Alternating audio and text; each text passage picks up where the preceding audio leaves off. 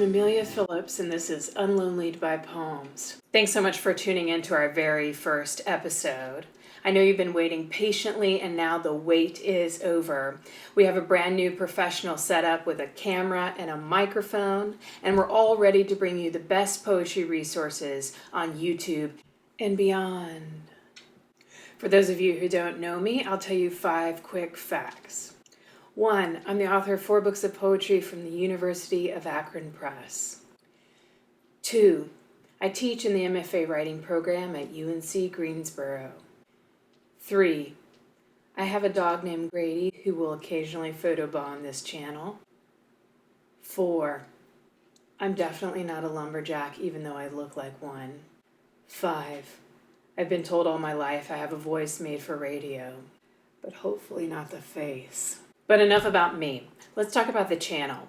Unlonelied by Poems aims to bring together poetry educators, poetry students, writers, and readers in order to figure out what makes poetry alive and relevant.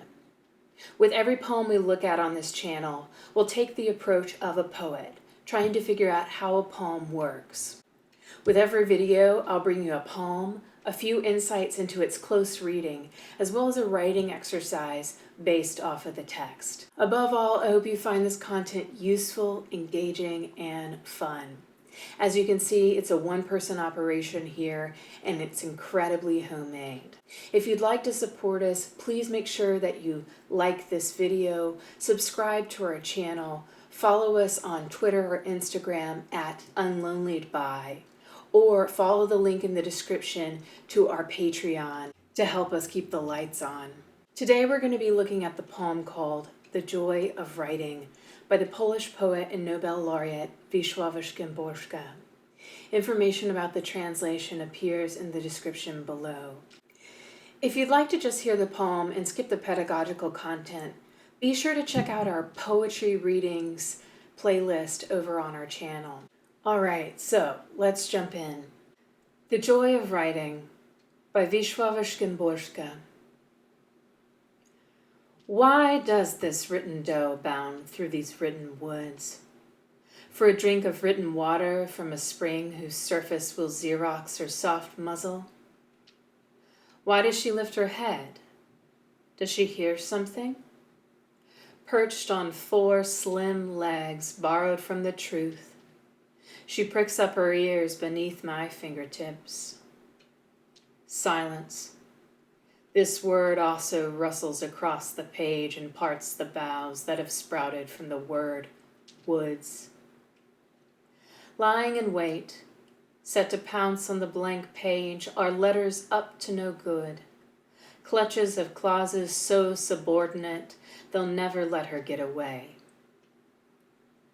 Each drop of ink contains a fair supply of hunters, equipped with squinting eyes behind their sights, prepared to swarm the sloping pen at any moment, surround the doe, and slowly aim their guns.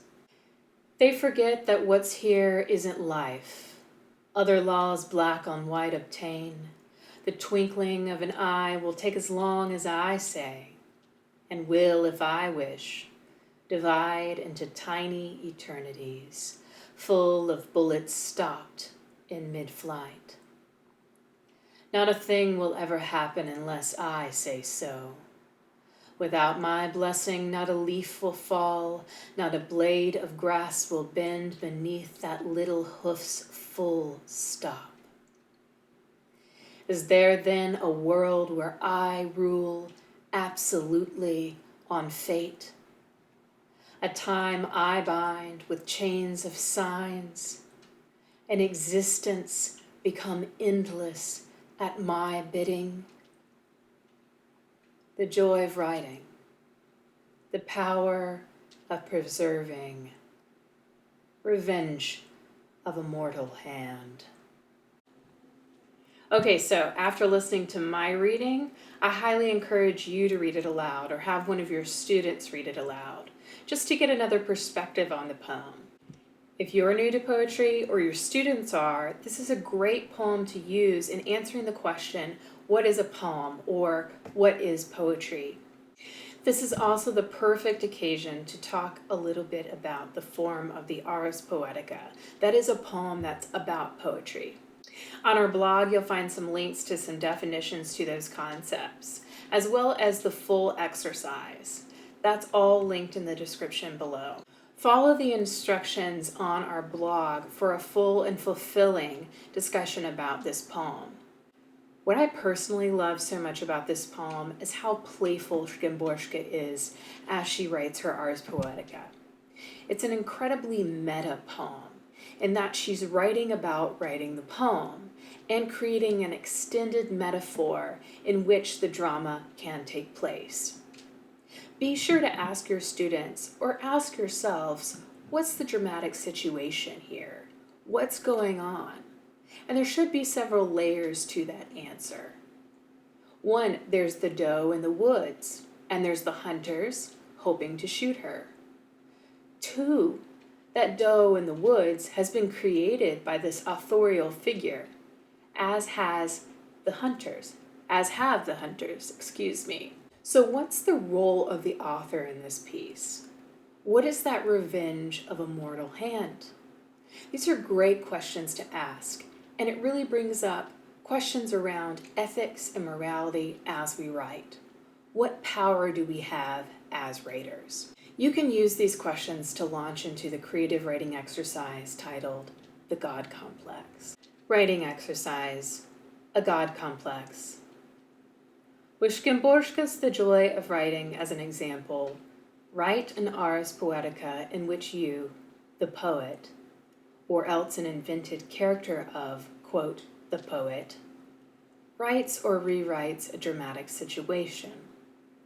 Perhaps the poet wants to change a situation over which they had no control in the past, or else the poet is figured like a bored Greek god, wreaking havoc in the lives of mortals simply because they have nothing else better to do. The one requirement, the poet must reveal themselves, their powers, and or their tools in the poem, the way that Szymborska does, or the animators in this Daffy Duck cartoon. Be sure to let us know how the reading, discussion, and writing exercise went in the comments below, and subscribe to make sure you stay up to date on all things Unlonelied by Poems.